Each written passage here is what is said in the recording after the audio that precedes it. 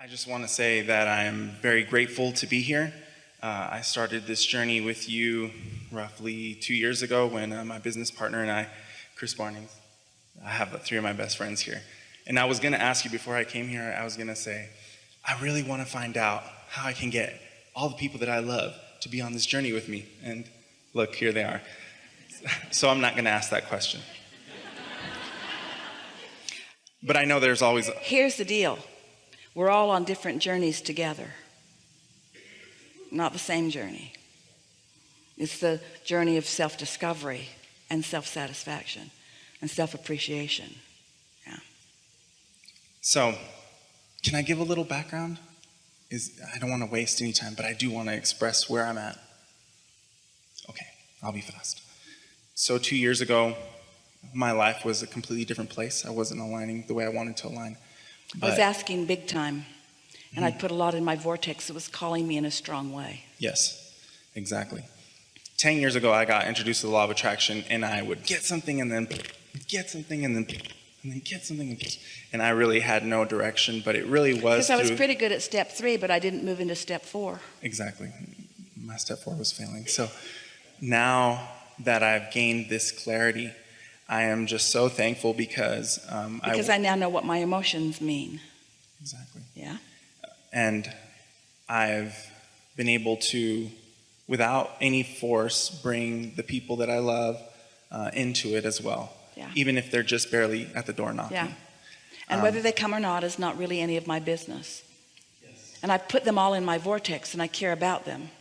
But the whole art of allowing is to not get hung up on what's not happening the way I need it to be. I don't need the conditional reinforcement of them all getting it in order for me to stay sustained in my getting it. And the likelihood of them getting it is much greater if I stay in alignment whether they get it or not.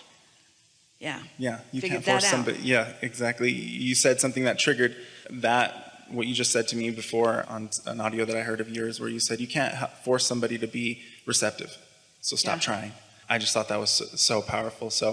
And you can't find satisfaction for another. Correct. Yeah. So manifesting faster is my question. Well, this is a really good question, and it's a really easy answer, and you're really in a place that you're going to hear it like you've never heard it before, because we've been talking about getting ready to be ready to be ready to be ready to be ready, and to be ready to let that go faster. You have just got to have mastered the satisfaction factor. The thing that speeds you from the first realization that you're on the track to the full implementation and manifestation of it is such sublime satisfaction, which means no concentration or focus or awareness on the lack of it having happened. Oh, that's so big. So knowing of the process of it becoming that it does not matter whether it has become or not, because it has vibrationally become, and that's enough for me. I don't need the proof of the manifestation. When you get there, See, I told you. that's it, isn't it? But that takes a little practice, doesn't it? Because it takes a little bit of you being able to consciously make the association between the way you were focused and the way you felt and what happened next. When you make that association, it's like Esther coming out of meditation and feeling really in a strong way that she wanted to move some furniture around in her house. And knowing that she was not going to move it around, so the next idea that came was call somebody that could help her. So she looked on the internet and found a company and called, and 2 really beautiful young people showed up. But before that had even occurred, the day before that, Esther had come out of meditation and realized that she had not been operating the sound system in the house. And so just the impulse to do that. But before that, something else, always getting ready to be ready to be ready to be ready. So on one of these early days, she fiddled around with the sound system and figured out how to make it work so that she could play it in the gardens and in the courtyard and in all of the rooms of the house. And she discovered something about it that she didn't know before. And then she's looking at all the genres of music and listening 5 or 10 minutes of this one and this one and this one and this one. And then she found the rap station and she thought, ooh, I wonder how I will feel about that. And as she allowed herself to listen, she felt the movement of it and the energy of it and the enthusiasm of it. And she really, really liked it. And she turned it up really, really loud and moved all through the place, just sort of moving to the movement of it. And it was so exhilarating and so satisfying. As far as she knew, that was what that was all about. It was for that satisfaction that got bigger and bigger and bigger and bigger and bigger. And then the next day, she gets another idea, not even related to any of that, to move some furniture around and call some people. And when they came, they were impressed with what she had created around her. And they were really interested in helping her move things from place to place. And in the process, they noticed how much fun she was and how much fun she was having. And they were having such a good time with her. And one of them said with great intensity, "What do you do?" Well, the setup for that, before that came, in other words, the getting ready to be ready, to be ready, to be ready, to be ready. Esther had said, "It is the most beautiful day." And they said, "Yes, it is." And Esther said, "I love this weather." And they said, "We do too." And Esther said, "I am so happy that we all live here." And they said, "We do too." And one of them said, "I'm moving to Alabama." And Esther said, "Why?" And he said, "Because I am a rapper and I have some things going out there." And Esther said, "Hang on a minute." And she went in, pushed the button, and here comes rap. Loud, and all through the gardens and all through the courtyards and all through the house. Now it's all queued up and ready. And now he says, "What do you do?" And Esther says, "I am a teacher." "What do you teach?" "Rap."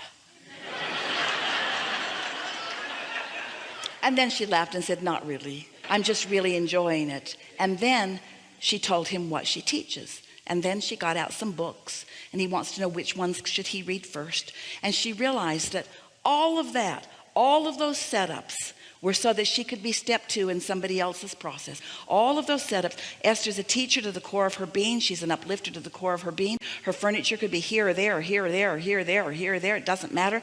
The whole thing was all to lead her to them.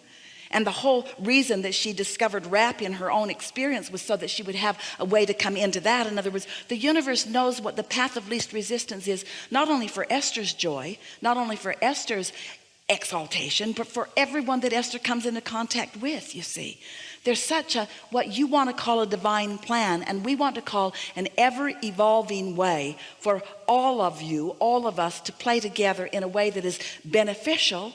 And how do you know it's beneficial? It feels good now. Is it about the long-term manifestation? No, it's about this and this and this.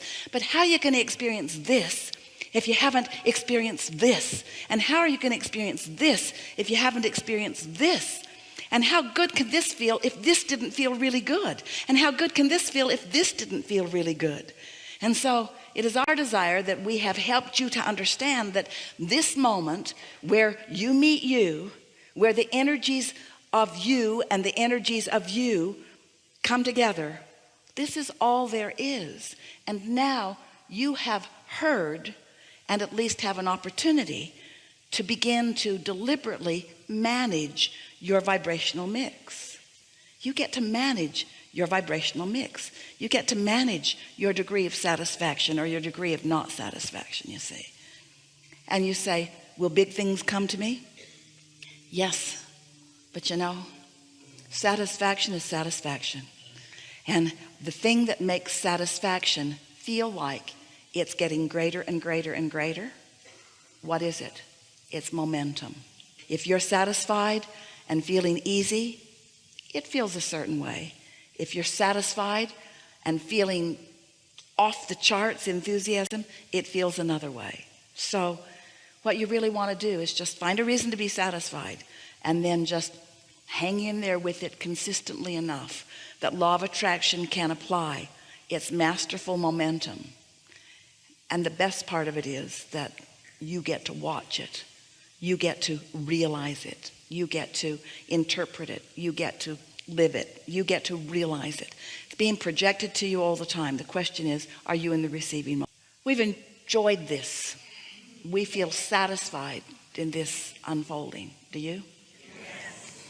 And we feel eager about what's coming while satisfied with what is. And that's the key. Satisfied with what is and eager for more.